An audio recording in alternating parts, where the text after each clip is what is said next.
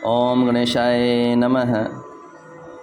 द्वितीय खंड, द्वितीय अध्याय, गणपति का शिवगण से युद्ध वर्णन।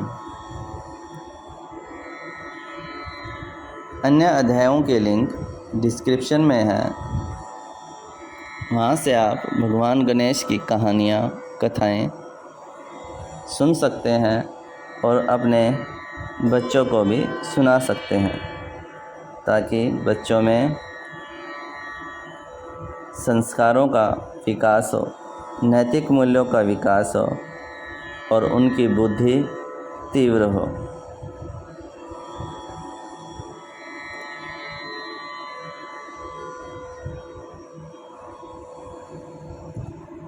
गणपति का शिवगण से युद्ध वर्णन। यह कहकर पार्वती जी ने अपने पुत्र के मस्तक पर हाथ फेरा और उसके हाथ में एक दिव्य छड़ी दे दी। इस समय वह अत्यंत सुंदर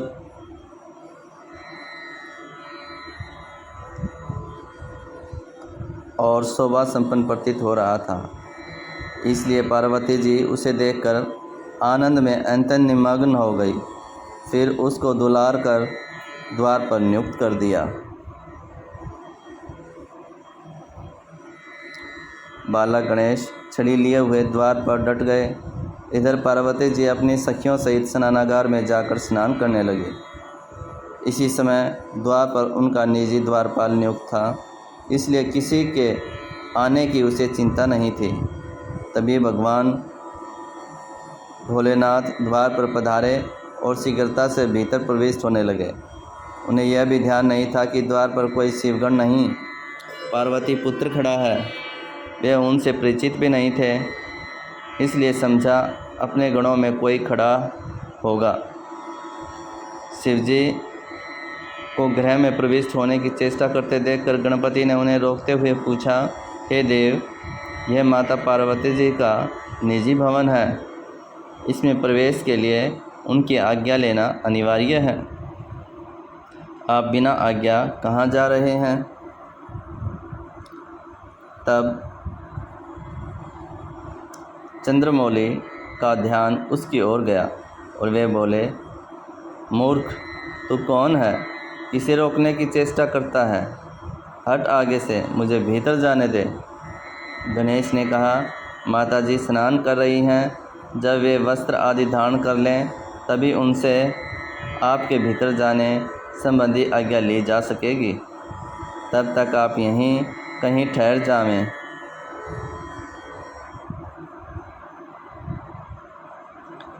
अथवा पुनः आने का कष्ट करें। त्रिलोचन को व्यवधान अच्छा न लगा। बोले, अरे तू मुझे जानता नहीं? पार्वती का स्वामी और तीनों लोगों का ईश्वर साक्षात शिव हूँ। अतएव मार्ग छोड़कर खड़ा हो।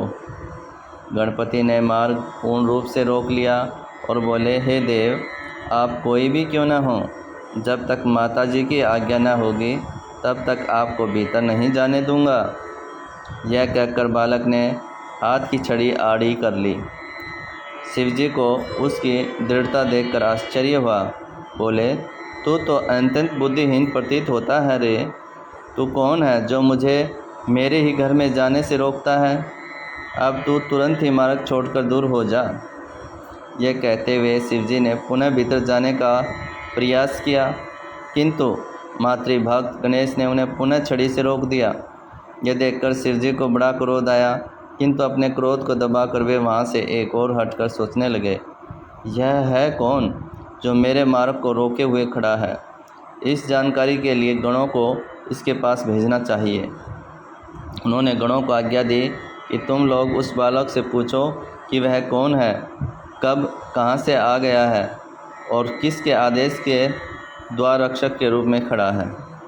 शिवगणों ने पार्वती पुत्र के पास जाकर वही प्रश्न दोहरा दिए। साथ ही बोले, देखने में तो तुम बहुत ही सुंदर और कोमल शरीर के बालक हो। बड़ों की आज्ञा मानने में ही बालक का कल्याण निहित है, अतः यहाँ से तुरंत चले जाओ। पार्वती नंदन ने भी वही प्रश्न किया, तुम लोग कौन हो, कहाँ से आए हो, मुझे अकारण ही छेड़ने का प्रयोजन क्या है? अधिकारी पुरुषों की आज्ञा मानने में ही सेवकों का कल्याण नहीं था, इसलिए तुम अविलंब यहाँ से चले जाने की कृपा करो। गणपति की बात सुनकर शिवगणों को हंसी आ गई। बोले, तुम बड़े विचित्र जीव हो। हमने जो कहा वही तुमने कह दिया। फिर कुछ कठोर होकर बोले, तुम्हारा भला इसी में है कि यहाँ से अन्यत्र चले जाओ।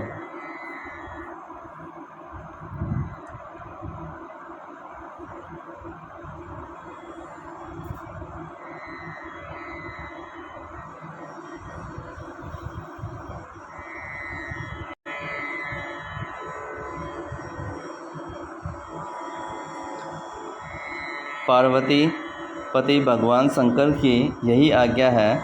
अभी तक तुम्हें अपने ही समान गण समझकर हमने कोई कठोर व्यवहार तुम्हारे साथ नहीं किया है। यदि नहीं मानोगे तो तुम्हें मारने के लिए विवश होना पड़ेगा। गणेश जी हंस पड़े। बोले, मैं माता पार्वती का पुत्र हूँ। उन्हीं ने मुझे इस स्थान पर नियुक्त किया है और आदेश दिया है कि मेरी आज्ञा के बिना किसी को भी भीतर न आने दिया जाए। यदि तुम अपने स्वामी की आज्ञा से मुझे हटाना चाहते हो तो मैं अपनी माता की आज्ञा के कारण यहाँ से नहीं हट सकता। तुम और तुम्हारे स्वामी चाहें तो यहाँ खड़े रह सकते हैं, किंतु भीतर प्रवेश नहीं हो सकते। शिवगण समझ गए कि यह माँ शक्ति का अत्यंत शक्तिमान पुत्र है, इसलिए यह अपने स्थान से विचलित नहीं होगा। अतएव शिवगण लौटकर अपने स्वामी की सेवा में उपस्थित हुए और प्रणाम कर बोले, हे ईश्वर, हे भोलेनाथ, यह बालक तो माता पार्वती जी का पुत्र है और उन्हीं की आज्ञा से द्वार रोककर खड़ा है। हमने अधिक कहा तो वह युद्ध के लिए प्रस्तुत सा प्रतीत हुआ। शिवजी कुपित हो गए और बोले, अरे कहाँ एक छोटा बालक और कहाँ तुम अत्यंत शक्तिशाली गण। फिर भी तुम उसकी हट का निवारण न कर सके। यदि वह इतना दुराग्रही है तो उसे बल प्रयोग द्वारा द्वार से हटा दो। यदि युद्ध भी करना पड़े तो कर सकते हो। गणों ने शिवजी को प्रणाम किया और पुनः भवन द्वार की ओर चले। इस बार उन सब ने अपने हाथों में विविध प्रकार के शस्त्र ले रखे थे। उन्हें अपनी ओर आते देखकर गणेश जी उनकी ओर तनकर खड़े हो गए। शिवगणों ने उन्हें पुनः चेतावनी दी, हे बालक, तुम कोई भी हो, अब तुम्हें तुरंत हटना होगा, अन्यथा तुम अकारण ही मृत्यु मुख में जा पहुँचोगे, क्योंकि हमें भगवान शिव की आज्ञा का पालन करना अनिवार्य है। गणपति ने भी निर्भीकता से उत्तर दिया, शिवाज्ञा पालक गणों, तुम बहुत हो और मैं अकेला ही शिवा की आज्ञा के पालन में तत्पर हूँ। फिर भी माता पार्वती जी अपने पुत्र की और भूत भावन भगवान शंकर अपने गणों की शक्ति को स्वयं देख लें। अब शिव शिवा के पृथक पृथक पक्ष से क्रमशः निर्बल अकेले बालक का और बलवान शिवगणों का युद्ध आरंभ होने को है।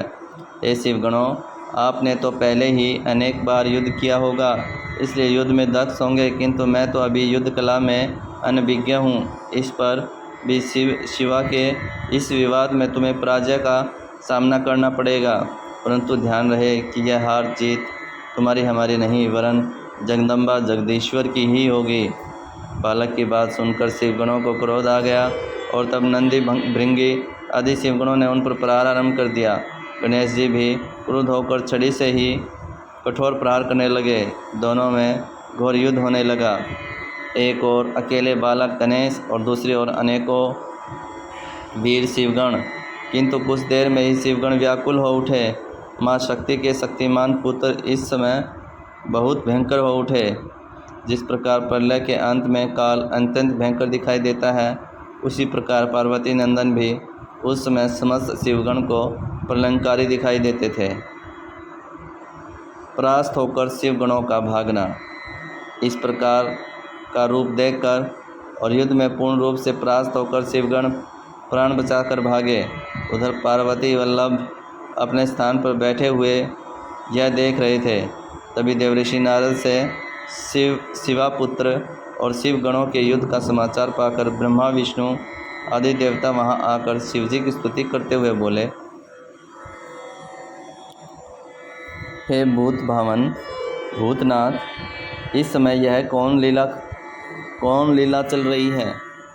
यदि हमारे करने योग्य कोई कार्य हो तो आज्ञा कीजिए। शिवजी बोले, क्या कहूँ? मेरे भवन के द्वार पर छड़ी हाथ में लिए एक बालक मार्ग रोके हुए स्थित है। वह मुझे घर में नहीं घुसने देता।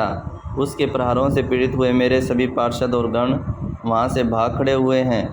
उनमें से अनेक के अंग भंग हो गए हैं, अनेक वहीं गिरकर ढेर हो गए तथा अनेकों के शरीर से रक्त प्रवाहित हो रहा है। अब आप लोग स्वयं सोचें कि इस स्थिति में क्या कर्तव्य हो सकता है। भगवान विष्णु को उधर जाते देखकर शिवगणों ने उन्हें प्रणाम किया। कमलासन भगवती उमा के प्रबल प्रतापी पुत्र ने हमारी यह दुर्दशा कर डाली है। उसे वश में करना सरल कार्य नहीं है, किंतु विष्णु ने विप्रवेश बनाया और ब्रह्मा जी को साथ लेकर पार्वती नंदन के पास गए। उन्हें देखते ही गणपति ने अपनी छड़ी उठा ली तो भगवान विष्णु बोले, मैं तो शांत ब्राह्मण हूँ, मेरे पास कोई शस्त्र नहीं है, इसी से समझ लो कि मैं युद्ध करने के उद्देश्य से नहीं आया हूँ। तभी ब्रह्मा जी बोले, मैं तो साक्षात कमलोद्भव हूँ, मेरे साथ तो कृपापूर्ण व्यवहार ही होना चाहिए। गणेश बोले, बस यही कृपा है कि आपको चुपचाप चले जाने दे रहा हूँ। आप शांतप्रिय लोग इस समय बने हुए इस रण क्षेत्र से तुरंत चले जाएं। और ब्रह्मा विष्णु चुपचाप वहाँ से हट गए।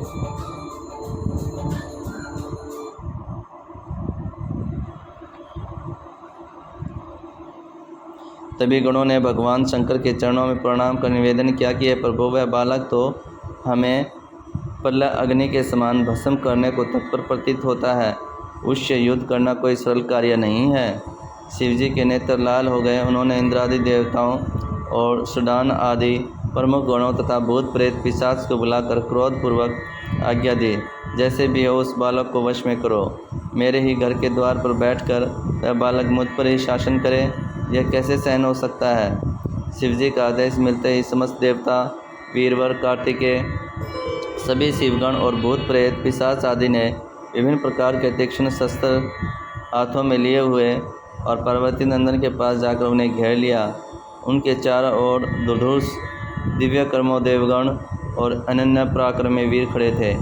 गणपति उनके मध्य अकेले थे, किंतु वे उस महाशक्ति के पुत्र थे जिसकी क्षमता अन्य कोई शक्ति कर नहीं सकती थी। चारों ओर एक साथ होने वाले प्रहार से भी विचलित नहीं हुए। उन्होंने शत्रुओं के सभी प्रहारों को देखते देखते निष्फल कर दिया। कोई भी आयुध उनका कुछ भी बिगाड़ने में सफल नहीं था। महावीर गणपति ने सभी देवताओं, शिवगणों, भूत प्रेत पिशाचों को अपने प्रहारों से पीछे हटा दिया और सभी को विहल कर दिया। समस्त शत्रु सेना भाग खड़ी हुई। उनकी वही दशा हुई जो पहले शिवगणों की हुई थी। गणेश जी जिधर भी प्रहार कर बैठते उधर ही काई सी फट जाती, उधर ही रक्त की नदी सी बहने लगती, उधर ही कटे अंग के ढेर सारे रक्त की धार में बहते हुए अवयव दिखाई देने लगते। देवराज इंद्र का वज्र व्यर्थ हो गया। तारकासुर का वध करने वाले कार्तिक के आयुध निष्फल हो चुके थे। अकेले बालक ने ही ऐसा भीषण संहार कर डाला। यह एक अनहोनी घटना थी। सभी देवगण आदि आश्चर्यचकित हो रहे थे। इति द्वितीय अध्याय संपूर्णम। द्वितीय अध्याय संपूर्ण हुआ। आप सभी भक्तजन सुन रहे थे विजडम वेव एनर्जी, जहाँ सिर्फ केवल और केवल ज्ञान की ही बात कही जाती है। अगर यह वीडियो आप सभी को पसंद आई हो, चैनल को लाइक करें, वीडियो को शेयर करें और चैनल को सब्सक्राइब कर लें।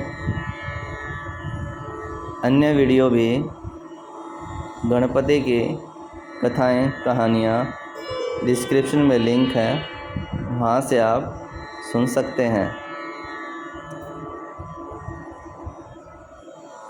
ये कहानियाँ बच्चों के लिए भी बहुत लाभदायक हैं। बच्चों में शांति,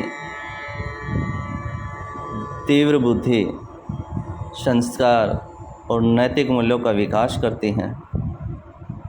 बच्चों के हाथों में मोबाइल ना दें, उनको भगवान गणपति की उत्तम कहानियों का श्रवण कराएं। आप सभी का कल्याण हो। भगवान गणपति आप सभी का कल्याण करें, आप सभी के बच्चों में बुद्धि का विकास करें, संस्कारों का विकास करें। आप सभी का कल्याण हो।